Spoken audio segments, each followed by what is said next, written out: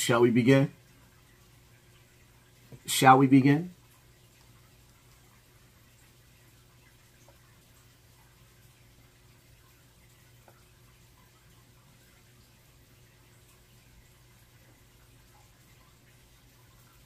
On the corner for 30 years. Why is anybody even listening to him?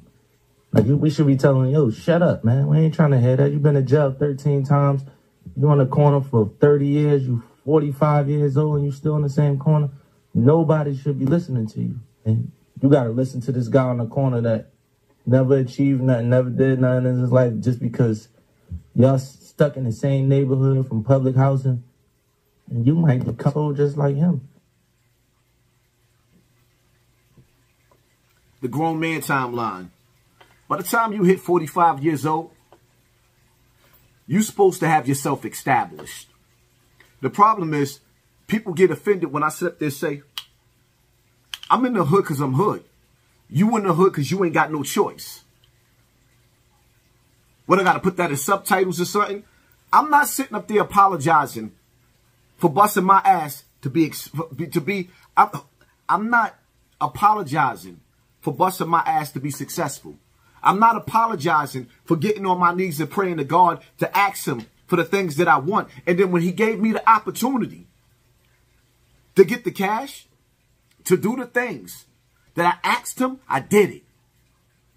When I was in jail, I prayed to God. I prayed to Allah subhanahu wa ta'ala, and I asked him for a house, for a wife, for a dog, for a white picket fence. And when he gave me the opportunity, I did that. There was times that I wasn't on my feet. While I was in between the hustle, in between the jobs, right? And I had to learn to live off the land. I had to kick back. I was going through a struggle. Meanwhile, there was dudes that was around me that was living it up, drug kingpins, making $20,000, $30,000, $10,000 minimum a day. And ain't got nothing to show for it. I'm not apologizing because when I got the opportunity to eat, because sometimes all of us get an opportunity to eat, I took advantage as a man, moved my kids out of the hood. Took advantage as a man, moved my kids into a better neighborhood. Took advantage as a man. Step by step, piece by piece, gave my children a better life, a better environment than what I had. Then I get in my car, my Benz, my Audi, my whatever. Got a bunch of cars, whips. When I pull up in front of the tenement building or the projects, and I park in front of that fire hydrant, I know I'm only staying a short stay, kicking it with my niggas. Then when I'm done, I'm only coming through visiting. People made fun of me for sitting right here. I remember when me and my wife was in the store. I looked at this little bench, this little couch. I said, that couch and this table right here gonna make me $1 million. I spoke it into existence. And I did just that. I ain't got $1 million to show for it right now. But I went and I got that. And when I got it, I took care of everybody around me. How real is that? No matter what people say about me, I put everybody on. When I sat down with academics, I brought other guests to give them the limelight, to share the limelight.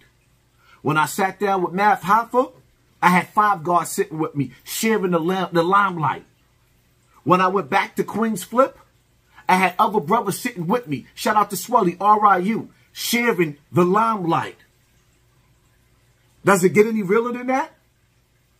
Do you see anybody else on my level consistently taking a big stage and bringing somebody with them? And no matter how much I fall out with the niggas around me, I never stop helping the next man around me. So when I sit up there and I talk, my talk, if I offend you, then I meant to. Some people you can't uplift. Some people don't want a better life. If you give some people the opportunity to get that bag again, they're not going to do right by it. They're going to blow it. They're going to trick it in the hood, trying to impress and flash on other niggas in the hood instead of showing you Step by step, where a grown man is supposed to be in life. Don't compare me to none of these dudes. Our area codes and address ain't the same. When I go back to the hood and them little shorties have a conversation with me, I can teach them how to fish the same way I taught you. You still fishing. I could teach them step by step what to do and what not to do. How not to spend your whole life in jail even though you done been in the mix on the battlefield. How to leave things in God's hands. How to go through turmoil in relationships and still make the best out of your relationship until the rainy days is gone. Now you got sunshine. Leading by example. I can give you advice on how to weather the storm in a bad relationship after you done had kids on a woman. You done did all types of things in that relationship. And 20 years later, you still weathering the storm. Now you kicking your feet up on vacations, buying other properties, and raising your children. And everything you do, see, when you get to a certain age, everything is for your last name. But it's like Meek said, you still standing on the same corners you've been on for 40 years. And then think somebody's supposed to respect you? And then wondering why you constantly arguing with your woman. Because she's seen a grown man on TV, but she ain't see it through those glasses. See these magical glasses? She got some magical glasses on, and even when she put them on, they supposed to enhance and make you look like something. You still look less than a man. Because you 40 years old, 50 years old, and still doing the same thing. And in order for her to get a glimpse of what a real man is, she got to look at a TV show. Well, she got to watch Medea. And this is why a lot of dudes don't like me. You gonna tell me you don't like me because of what I went through as a child? Because I was violated by a grown man as a child, as a teenager, not as a grown man. So my life is so fly. Niggas will name themselves Zip with the Drip. And look bummy on camera. And y'all fall for it?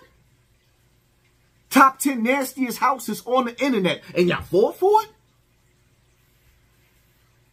But then when you sit back and you analyze how I'm living, what I'm doing, always on a plane somewhere, always touching the island, always updating in life, period. Starting businesses, everything I touch got the minus touch. A nigga was so nice, I didn't even have to go through the Nori's door. The Nori's door, I didn't have to go through a Nori's door. I didn't have to go through a Nori's door. I just kept pushing, kept fighting. And at the same time, as I elevated myself, kept bringing brothers with me. Pulling brothers and encouraging them. I am the example of what a real OG is. When I go back to that block or I get on this internet, if I see somebody out there looking for help and I can help them, I help them. Isn't that the angle? Each one teach one? But if you sit back and you analyze, right? Now analyze this. Out of all the people that I helped, that you know and you do know, how many people you see sharing my shit on social media? Oh, let's get to that. Huh? Let me ask you another question. When you look at certain people's Instagrams, right?